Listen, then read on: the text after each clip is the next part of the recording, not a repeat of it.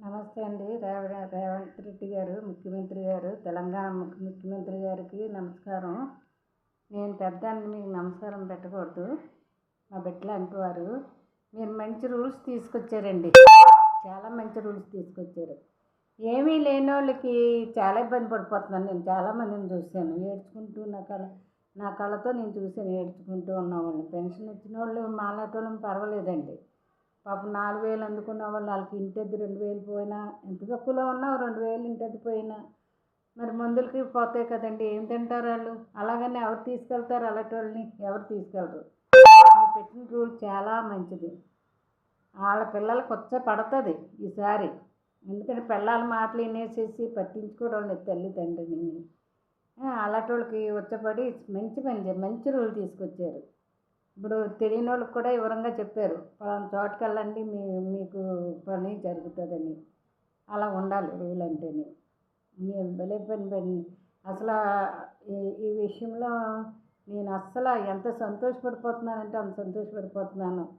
ఇంకా నాకైతే చెప్పలేను ఆనందం. తప్పో రైటో నేను వీడియో చేయడానికి కారణం అదే. నిజంగా నా సంతోషాన్ని ఈ విధంగా వ్యక్తం చేస్తున్నాను అన్నమాట. ఎవరండి పిల్లలు పట్టించుకుంటున్నారు? ఏమన్నా అంటే మేము చూస్తామన్నా, మీరు కన్నారు, అలాంటివి పెట్టుకోకండి, మా పిల్లల మీద మేము అలాగే ఆధారపడటం లేదు, మీరు అలాగే ఉండాలంటున్నారు. వాళ్ళకి ముద్ద పెట్టేసి అలా ఉండాలంటే ఎందుకు ఉండండి? ఏ గుడికో గోపురానికి వెళ్ళి కూర్చుంటారు, తప్పులేదు. ఇప్పుడు పనికి వాళ్ళ కోడళ్ళు ఎవరైనా ఉంటే తీసుకెళ్ళి పని మనిషికన్నా ఉంచుకుంటారు ఇంట్లోని. డబ్బులు పోతున్నాయి, వేస్ట్ అయిపోతున్నాయి అనేసి. భలే మంచి రూల్ తీసుకొచ్చారండి. నిజంగా నా సంతోషం అయితే అంత కాదు. ఎందుకంటే ఎంతమందినో నేను కళ్ళతో చూస్తున్నానండి.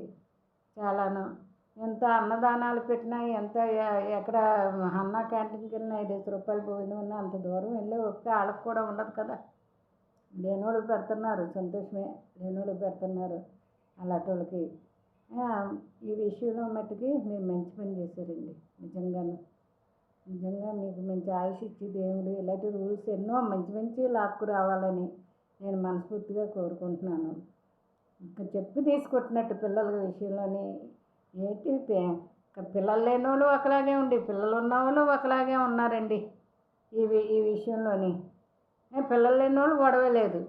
ఇప్పుడు ఈ ఆడపిల్లలు కూడా చదివించే వరకు ఉంటున్నారు, తర్వాత లవ్ మ్యారేజ్ అని వెళ్ళిపోతున్నారు తల్లిదండ్రులను వదిలేసి.